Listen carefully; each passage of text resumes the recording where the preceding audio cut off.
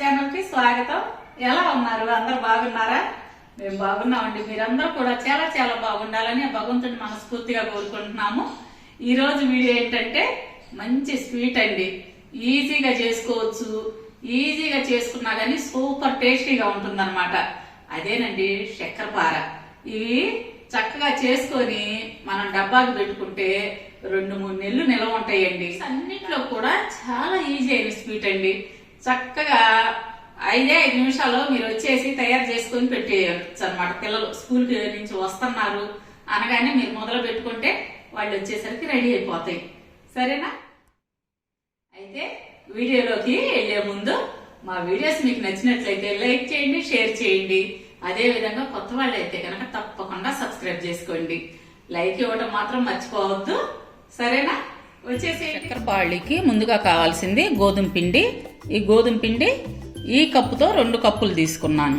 అంటే వెయిట్ లెక్క వచ్చేసరికి 300 గ్రాములు గోధుమ పిండి. దానికి 1/2 కప్పు పంచదార తీసుకోవాలి. మీరు ఏ కప్పుతో అయితే గోధుమ పిండి తీసుకుంటారో అదే కప్పుతో పంచదార కొలత తీసుకోండి. 1/2 కప్పు తీసుకోండి.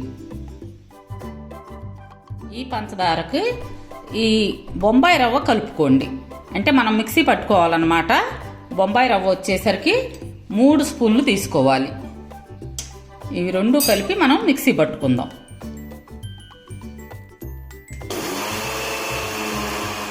ఈ విధంగా మిక్సీ పట్టుకున్న పంచదారని పక్కన ఉంచుకుందాం. అలాగే నెయ్యి 1/4 కప్పు తీసుకోవాలి. ఇవన్నీ ఏ కొలతలు అయితే తీసుకున్నారో అదే కప్పుతో 1/4 కప్పు నెయ్యి తీసుకోండి. ఈ నెయ్యి కొంచెం కరగబెట్టుకుందాం.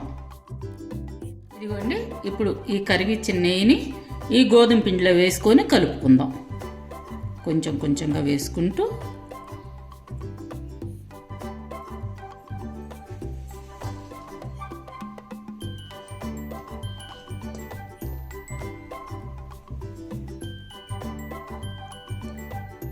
మొత్తం నెయ్యి అంతా వేసుకొని చక్కగా కలుపుకుందాం.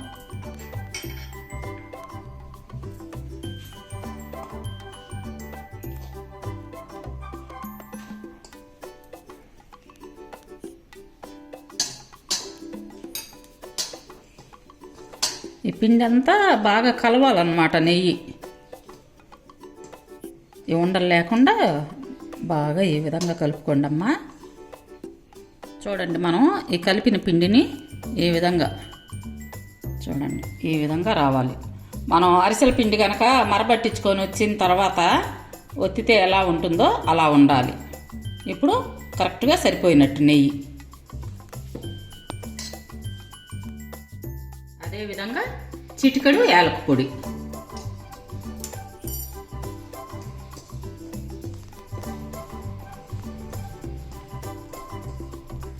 అలాగే ఇందాక మనం మిక్సీ పట్టుకున్న పంచదార బొంబాయి రవ్వ పౌడర్ అన్నమాట. దీన్ని కూడా వేసి బాగా కలుపుకుందాం.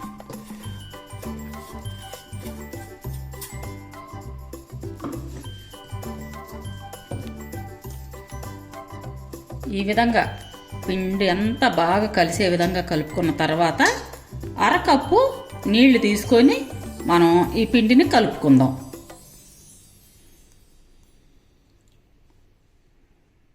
మనం పిండి ఏ కప్పుతో తీసుకున్నామో అదే కప్పుతో 1/2 కప్పు వాటర్ తీసుకోండి.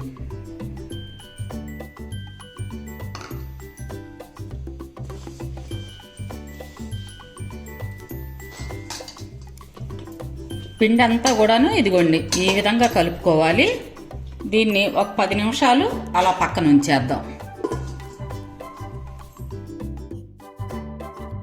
ఇదిగోండి 10 నిమిషాలు పిండి నానిన తర్వాత ఈ విధంగా ఉంది.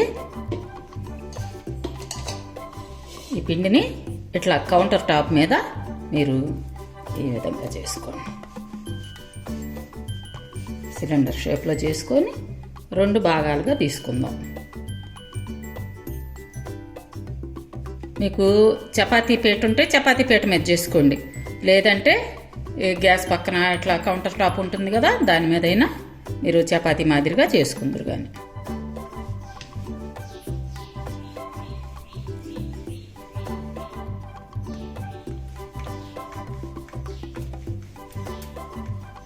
మరీ మందంగా మరీ పలచగా లేకుండా చేసుకోవాలి.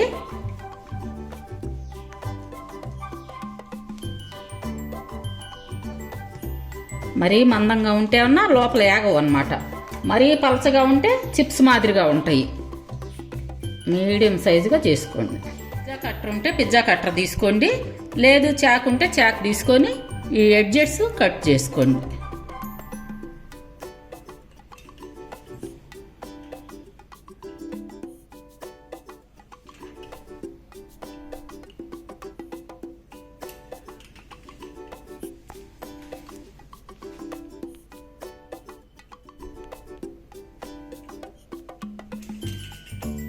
ఇది మరొక చపాతీకి ఉపయోగించుకోవచ్చు.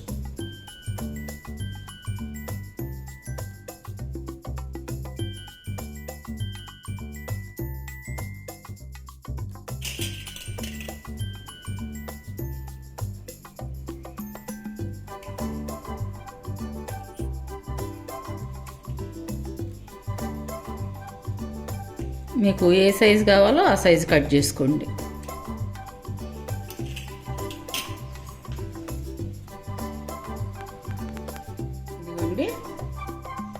ఈ మందం ఉంటే చాలు.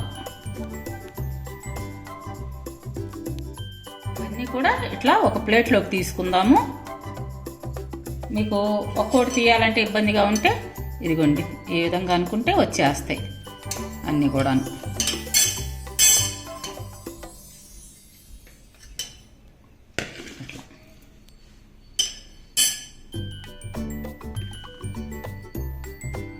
అన్ని చపాతీలు కూడా ఇదే విధంగా చేసుకొని ముక్కలు కట్ చేసి తీసుకుందాం.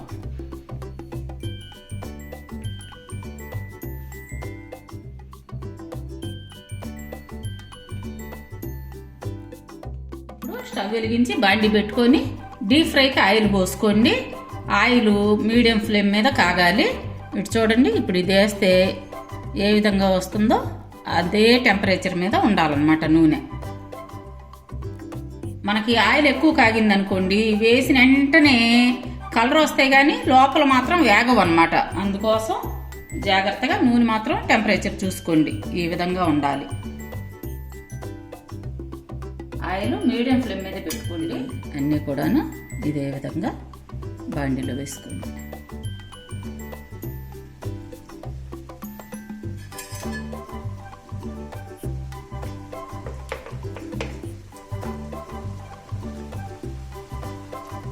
ఇవన్నీ కూడా మనం కలుపుకున్న పిండి 2-3 వాయిలకు వస్తుందండి. ఇవి అంటుకోవు.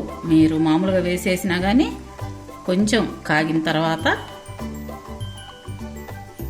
కొంచెం వేగిన తర్వాత వేటికవే విడిపోతాయి అన్నమాట. లోపల అంటుకుపోతాయి అని భయపడక్కర్లేదు. ఇవన్నీ కూడాను మీడియం ఫ్లేమ్ మీదే వేగాలి.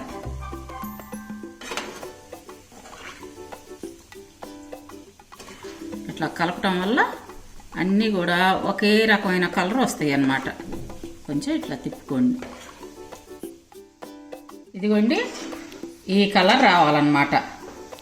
ఈ కలర్ వస్తే మనకి కరెక్ట్గా రెడీ అయినట్టు. ఇదిగోండి ఇట్లా చూసారా, లోపలికంతా ఏగినట్టు అన్నమాట.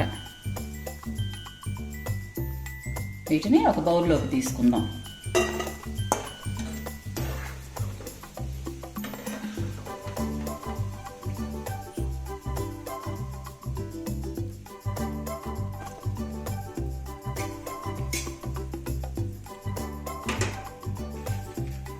ఇప్పుడు మరొక్క వాయి వేసుకుందాము. ఇట్లా వదిలేటప్పుడు నూనె చేతి మీదకి చిందిద్ది, కానీ జాగ్రత్తగా చూసి వేసుకోండి. కొత్త వాళ్ళు అయితే కనుక, చిన్నపిల్లలైతే.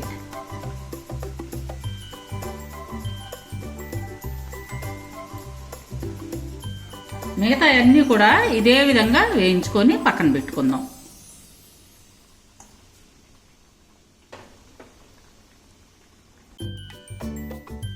పిండి అన్నీ మనకి పర్ఫెక్ట్గా కుదిరింది అంటానికి ఇదిగోండి ఈ విధంగా పొరలు పొరలుగా రావాలన్నమాట. అప్పుడు లోపలికంటా నూనె వెళ్ళి వేగుతాయి.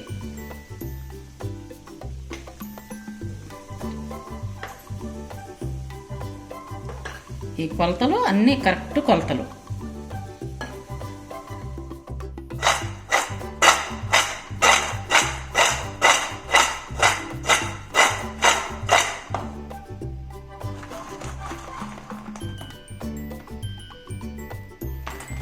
ఇదండి చూసారు కదా ఎంత ఈజీగా చేసుకోవచ్చో. చక్కగా చేసుకొని తిని చూడండి, ఎంత బాగుందో నాకు కామెంట్స్ లో తెలియజేయండి. రేపు మరొక మంచి వీడియోతో మిమ్మల్ని కలుస్తాము. అప్పటి వరకు బాయ్.